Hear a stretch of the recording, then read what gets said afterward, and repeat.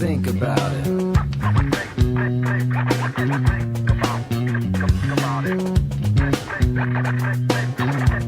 Just think about it. You'll get it.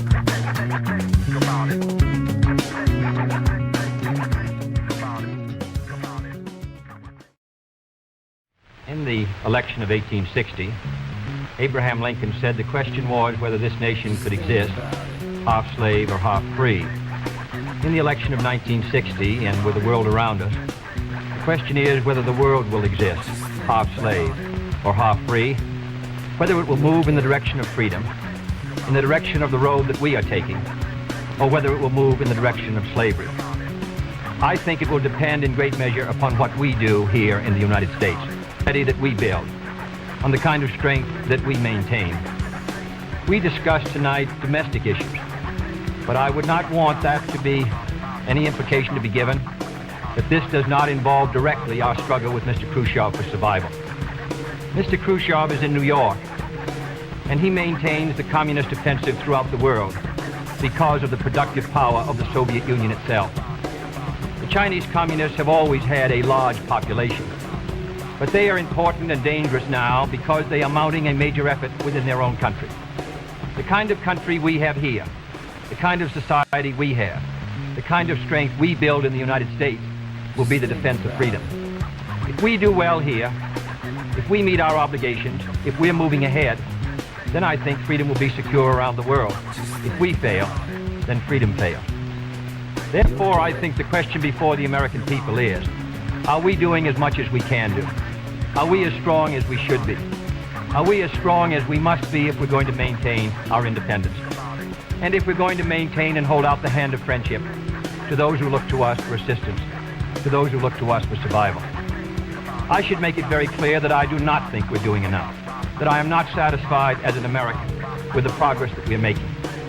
This is a great country, but I think it could be a greater country. And this is a powerful country, but I think it could be a more powerful country. I'm not satisfied to have 50% of our steel mill capacity unused.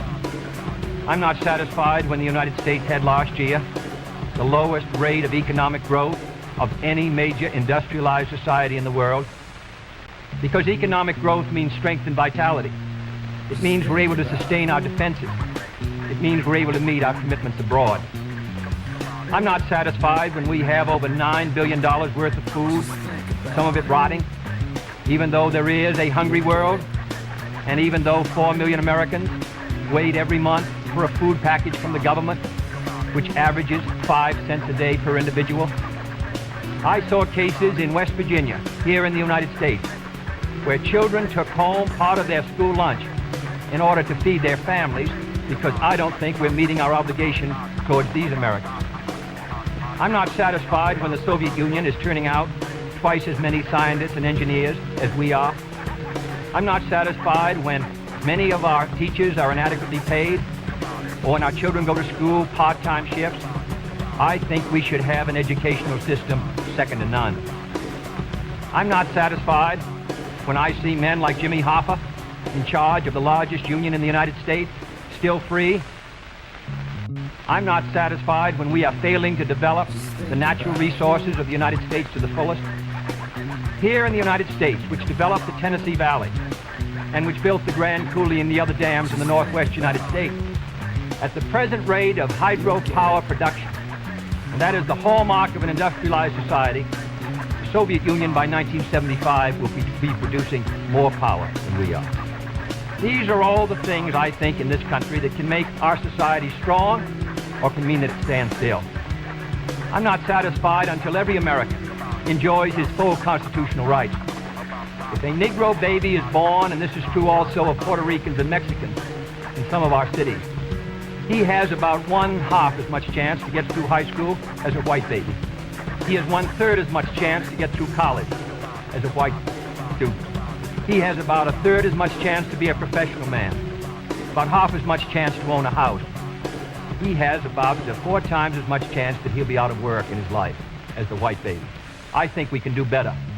I don't want the talents of any American to go to waste. I know that there are those who say that we want to turn everything over to the government. I don't at all. I want the individuals to meet their responsibilities. And I want the states to meet their responsibilities. But I think there is also a national responsibility. The argument has been used against every piece of social legislation in the last 25 years. The people of the United States individually could not have developed the Tennessee Valley. Collectively, they could have. A cotton farmer in Georgia, or a peanut farmer, or a dairy farmer in Wisconsin or Minnesota, he cannot protect himself against the forces of supply and demand in the marketplace, but working together in effective governmental programs, he can do so. 17 million Americans who live over 65 on an average Social Security check of about $78 a month. They're not able to sustain themselves individually, but they can sustain themselves through the Social Security system. I don't believe in big government, but I believe in effective governmental action. And I think that's the only way that the United States is going to maintain its freedom. It's the only way that we're going to move ahead. I think we can do a better job.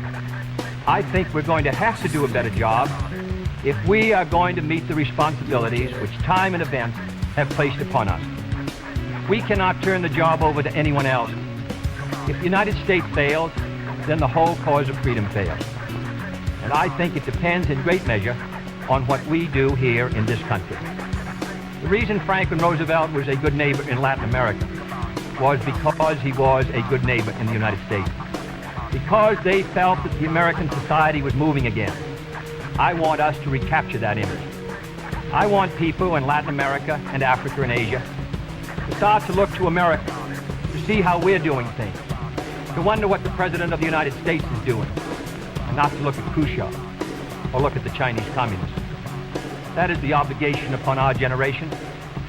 In 1933, Franklin Roosevelt said in his inaugural that this generation of Americans has a rendezvous with destiny.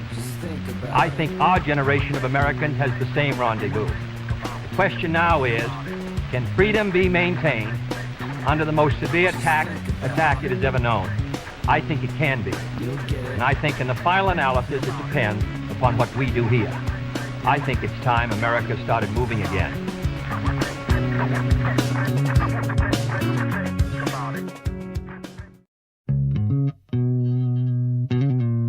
Just think about it.